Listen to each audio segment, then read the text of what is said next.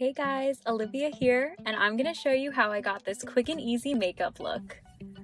I'm using loose setting powder to absorb excess oil on my face and reduce shine. I really want more of a matte finish for this look.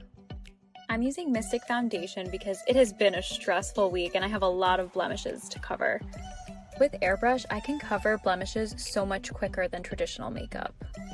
Remember to apply foundation to your neck to avoid harsh lines.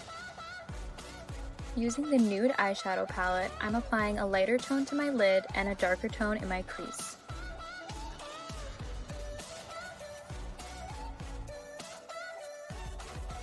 To give my brows shape and color, I'm using the 2-in-1 brow pencil.